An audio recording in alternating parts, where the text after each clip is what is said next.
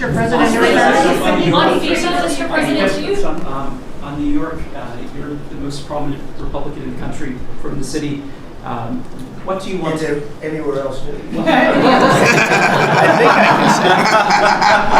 I don't want to be a wise guy. Perhaps I can. Maybe Marco. But how do you want Republican voters in the city to vote in the upcoming mayoral election? Should they vote for Eric Adams? Should they vote for Sliwa? Should they pick someone else? Look, number one, you have a communist running, and you shouldn't vote for him. He's a disaster. He's leading. He's got the Democrat nomination because that shows you where the Democrats have gone.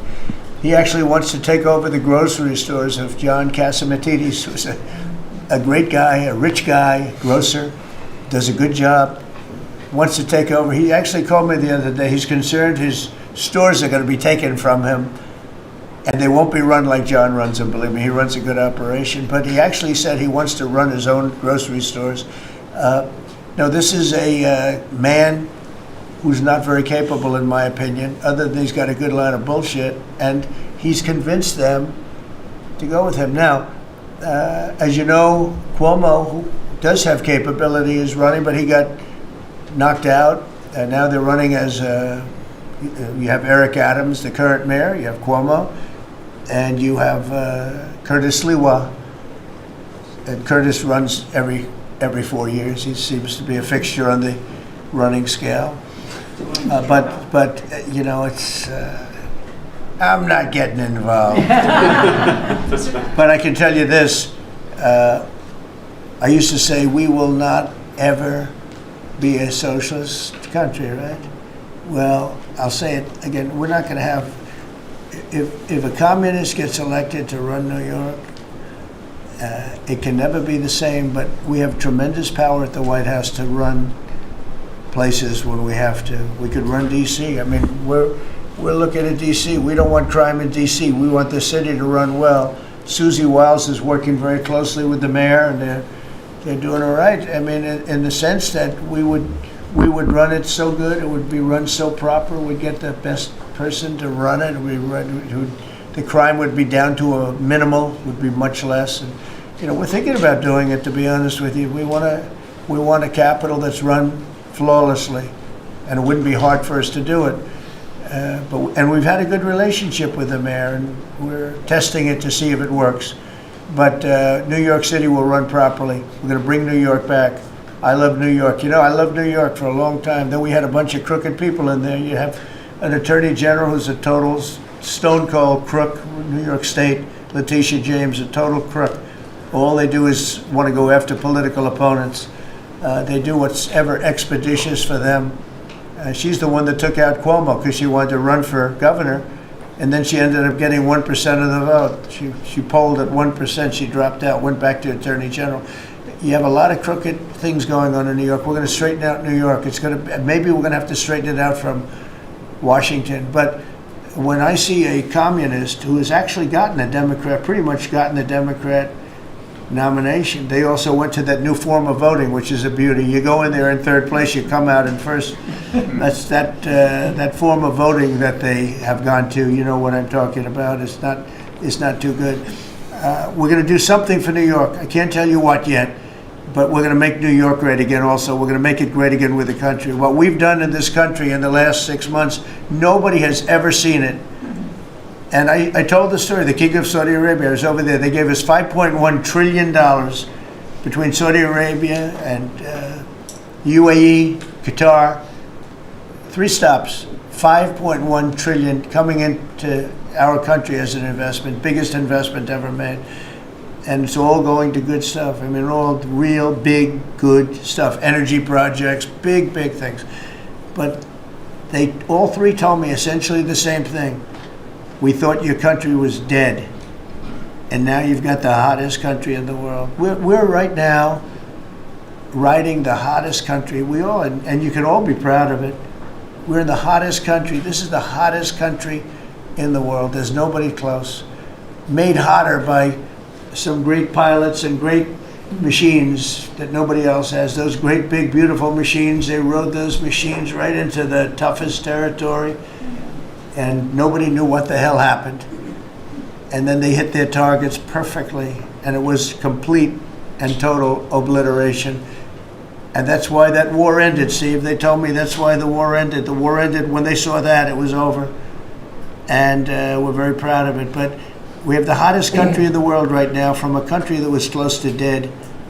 And if I didn't win, if you would have had the other person win, we all know who she is, whether it was she or Biden. They're the same. He may have been more competent than her, and that's hard to believe, right? But if you had that ideology in, I don't believe you would have had a country anymore. I think you would have had a country that was broken up. But we had a dead country. Now we have the hottest country in the world, and everybody knows it, and everybody said it. Mr. Vice President, do you have anything to say? Well, thank you, Mr. President. I just want to say that I'm very proud of the whole team. I think everybody has worked together. You see Pete and Marco and Steve working on some of the diplomacy, Christy and Pam working on the border. We just have a really, really solid team, and we've done a lot of good work. And in particular, I want to congratulate the White House staff led by the President on getting the One Big Beautiful Bill passed. Yeah. I was personally skeptical, sir. I never told you this, but I was skeptical we'd be able to get that thing done by July 4th. We did it because we worked together and we worked very well. So it's an honor to be a part of it, but I'm really proud of you guys for doing a great job. The beautiful thing about it, it had something for everyone. That's right. Most people said it had to be broken into 7 bills. It's so big.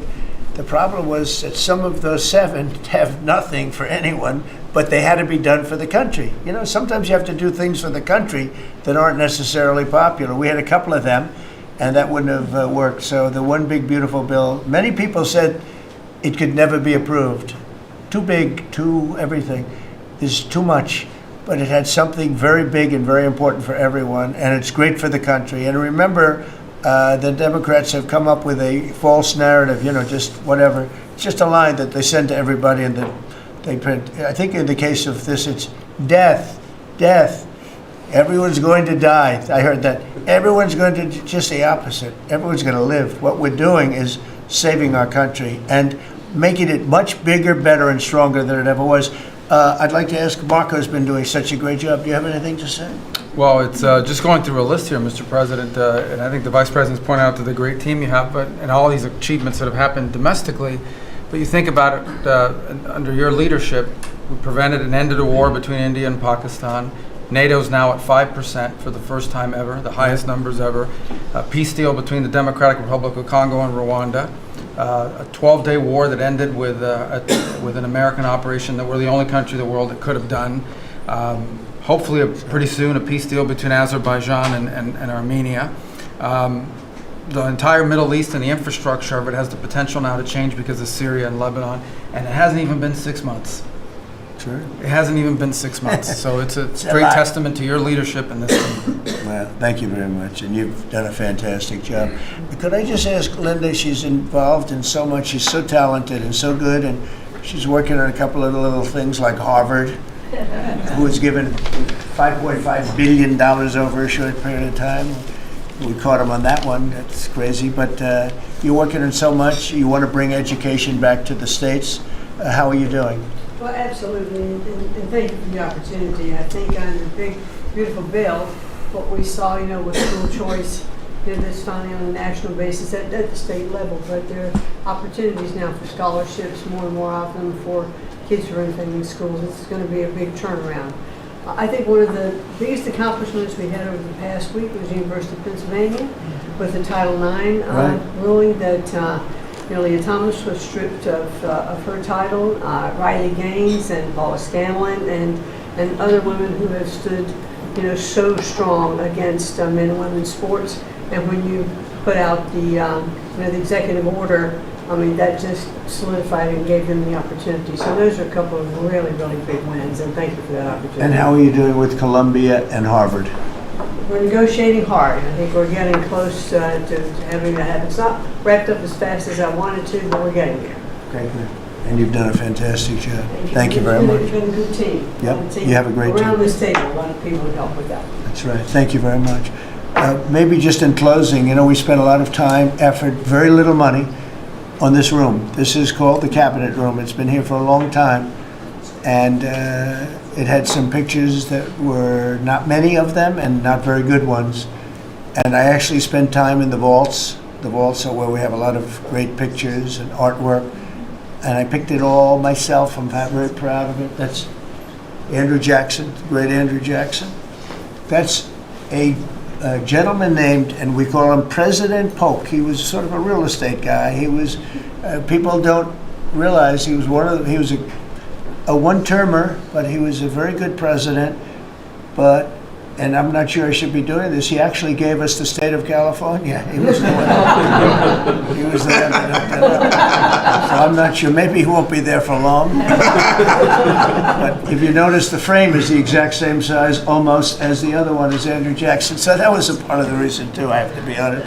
But Polk is actually a very good president who's got the same frame that I needed, okay? And up here you have the original George Washington right behind the light. And then you have Dwight Eisenhower, who was a very underrated president, built the interstate system, and he was the toughest president, I guess, until we came along. But I don't mind giving up that crown, because I don't want to be too tough on it, but we want to be humane. But he was the toughest president on immigration. He was very strong at the borders, very, very strong. And sometimes you can be too strong. He was strong on the borders, and during a certain period of time, they were so strong that almost every farmer in California went bankrupt. And we have to remember that. We have to work together. We have to remember that. But he was a very good president, and a very good general, and a very good president. And I thought he deserved a position somewhere on this floor. And then you have, this is very exciting to me, he was not a Republican, to put it mildly, but he was, you know, he was a four-termer. He was Franklin Delano Roosevelt. And if you notice, there were a lot of ramps outside. We have ramp, people say it's an unusual place for a ramp. It was because of him. He was wheelchair-bound, but he was an amazing man. It's an amazing portrait, and we used to have him in the room, a different portrait, and it was a terrible portrait. It was almost like it was done by a child. And I used to say, you know, I can't believe that he would have approved of that portrait of himself. And I was in the vaults and looking at things. I said, what's that? And we have some great curators here. We have 6 curators at the White House. They have 2 for paintings, they have them for furniture, they have them for different things. I guess cost is no object. Okay, cost is, maybe I'd have 1, but that's all right. But we have 6, and they're very talented, though. And he said, that's a picture of FDR. I said, really? Let me see it. They took off the wrappings, very well preserved. And they said, that's the picture they've been looking for years. That was the picture of Franklin Delano Roosevelt. And I said, oh, wow. And likewise, that fit, see frame-wise, it just doesn't work. It doesn't work if you have, I want to be nice, but it doesn't work if you have a big frame, a little frame, and but it's like perfection. I'm a perfectionist. The mirror was down in the vaults also. I said, where is this from? And it's a very old, very storied mirror, beautiful. We put that up. And then over there is Honest Abe Lincoln. And that picture was in his bedroom. And we thought that this would be a very important place, because this is where wars are ended. I'm not going to say wars are declared. I'm going to say wars are ended, okay? We'll be positive. And that's the picture of Abe Lincoln from his bedroom, sat in the bedroom for many, many years. That was his favorite picture of himself. And the Lincoln bedroom is very famous. You remember when Bill Clinton had it and he rented it out to people. Okay? We don't do that. But it's an incredible room. And we took that picture from his bedroom. That's Abe Lincoln. And then over here you have John Adams, and it's they were the first occupants of the White House, 1800. And John Quincy Adams, Mrs. Adams, they were the first occupants. So we have them looking at each other, and in between their stare is Abraham Lincoln trying to make peace. And that picture was in a room that I have that was not important, like the cabinet. I gave it up. I said, I have to give it up, because that's one of the greatest pictures in the White House. The White House is tremendous art. And the Oval Office, when we're there, we'll go over that. That's really been something. Then we got the drapes, so we got the whole thing. We got new drapes. We got new, it wasn't a big expense, very, very small. And we took some of the chinaware and silverware and trophyware, they call it, from the vaults, and we had it cleaned up. Hadn't been shined up in 100 years. Some of this has sat in the vaults for over 100 years. Amazing. Over 100 years. Many of the pictures that were put up in the Oval Office as an example, those two as an example. So he was president. They moved in 1800, and he won the election, I believe, in November of 1800, John Quincy Adams. And we thought that would be, he was considered to be a good president, and he was the first occupant of the White House, so it sort of made sense. And I love the frame of those pictures. Look at those frames, you know? I'm a frame person. Sometimes I like frames more than I like the pictures. And we have the flags of the Marines, and Space Force now has its own flag. I'm very proud of Space Force, but the Army, Navy, Air Force, Marines, Space Force, the whole thing. And Coast Guard is right there. We never forget the Coast Guard. They do a great job. So we have the flags throughout the office. And it's really become quite a beautiful place. I don't want to tell this, Marco pointed it out. I was going to leave the clock. So as president, you have the power. If I go into the State Department or Department of Commerce or Treasury, if I see anything that I like, I'm allowed to take it. Do you believe this?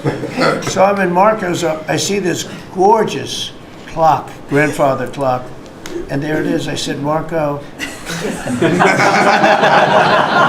know about it. I had to read him the rule and regulation. I said, Marco, I love this clock. Look at it. It's beautiful. He said, what clock? I said, the clock that's in the other room is incredible, and nobody gets to see it there.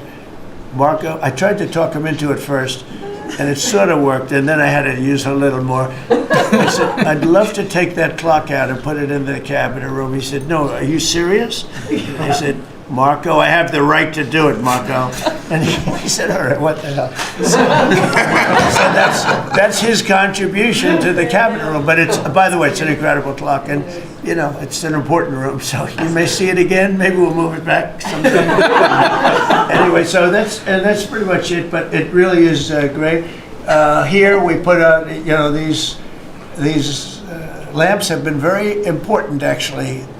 Whether people love them or not, but if you see pictures like Pearl Harbor and Tora Tora Tora, you see movies about the White House and where wars are being discussed, oftentimes they'll show those lamps or something like those lamps, something that looks like them, probably not the reals, because I don't think they were allowed to. This is a very important room. This is a sacred room, and I don't think they made movies from here. You never know what they do. But they were missing medallions. See the medallions on top? They had a chain going into the ceiling. And I said, you can't do that. You have to have a medallion. They said, what's a medallion? I said, I'll show you. And we got some beautiful medallions. And you see them. They were put up there. Makes the lamps look better. So we did these changes. And, you know, when you think of it, the cost was almost nothing. We also painted the room a nice color, beige color. And it's been really something. The only question is, will I gold leaf the corners? You could maybe tell me my cabinet could take a vote. You see the top line moldings, and the only question is, do you gold leaf it? Because you can't paint it. If you paint it, it won't look good, because they've never found a paint that looks like gold. You see that in the Oval Office. They've tried for years and years. Somebody could become very wealthy, but they've never found a paint that looks like gold. So painting it is easy, but it won't look right. And the question is whether or not we should gold leaf it. Linda, do you have an opinion? I gold leaf it. You like it the way? No, I gold leaf it. You'd gold leaf it? Yeah. Who would gold leaf it? Could I raise you? How about, would you gold leaf it? I was going to ask about McKinley, one of your favorite presidents. Well, McKinley was a great president who never got credit. In fact, they changed the name of Mount McKinley, and I changed it back, because he should have been, the people of Ohio he was the governor of Ohio. The people of Ohio were very happy when I did that, I heard. They were very insulted. They took the name of Mount McKinley off. That was done by Obama a little while ago, and I had to change it back. I changed it back. He actually was a great president. He was a president, he was the tariff, the most, I guess, since me. I think I'm going to outdo him, but he was a tariff president. He believed that other countries should pay for the privilege of coming into our country, and taking our jobs and taking our treasure. That's the way he explained it. They took our jobs and they took our treasure, and for that they should pay. And he made them pay, and he built a tremendous fortune. In fact, in 1887, they had the Great Tariff Committee was set up in 1887 because our country had so much money, we didn't know what to do with it. And they set up a committee of, as they called them, elites, a term that we have to change because I think a lot of the people that are elites aren't elite. I think the people that aren't elite are elite, so we're going to have to maybe switch that around somehow. But they had a committee that was set up to spend the money because it was such a large amount of money. At that time, it was nobody had seen anything like it. And it all came in from tariffs. And people didn't pay tax. There was no income tax system. I told you that came back in 1913. That came back and lived well for a while. And then you had the Great Depression. And then later they tried to bring back tariffs, but the whole thing was, this was after the Depression. It was one of the great misconceptions. Is people like to say, "Oh, but it was during the." But no, the country had a Great Depression, and then after the Depression, long after it started, they brought back tariffs to see if they could save it, but it took them really 25 years. When you say about 25 years to get out of the Great Depression, a lot of people don't understand that. But I thought it would be interesting for you to get a little view of this room. This is a very important room, very powerful room, great room. And we've done similar, but even beyond this, in the Oval Office. We brought back pictures of some of the great presidents. Many of them were in the vaults for over 100 years. Originals all, beautiful, beautiful things. And rather than sitting in a vault downstairs for 128 years, I thought we should display that, and we did that, I think, in a really good way. We've gotten very high marks, but it's interesting. People walk into that room and they look around the room. They don't even want to talk to me. They could look at it for hours. It's funny, when people come into the Oval Office, it's such an incredible, it's a sacred place. When people come into the Oval from the biggest people in the world, presidents, prime ministers, kings, queens, in one case at least, queens, and the biggest business people in the world, they walk into that office and they always say, there's no place like this in the whole world in terms of the power. And I mean, it's beautiful and all, but there are other beautiful offices. You have businessmen that have offices that are, full floors of office buildings with floor-to-ceiling glass, and they walk in there and they say, there's no place like this anywhere in the world. There's no place. And, it's what it represents maybe more than the physicality of the room itself. So it's an honor to have you all, media. It's an honor to have you. I just want to say we have a fantastic cabinet. Every one of them is a star in my book. And if they're not, I'll let you know about it. I'll throw them to the wolves. I'll throw them to the wolves in 2 seconds, because our country comes first, right?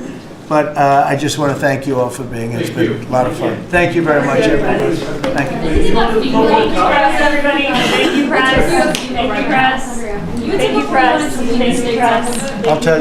I'll tell you some other time. Thank you. Thank you, press. Yeah, I will. Thank you, press. Are we talking about next week or a year?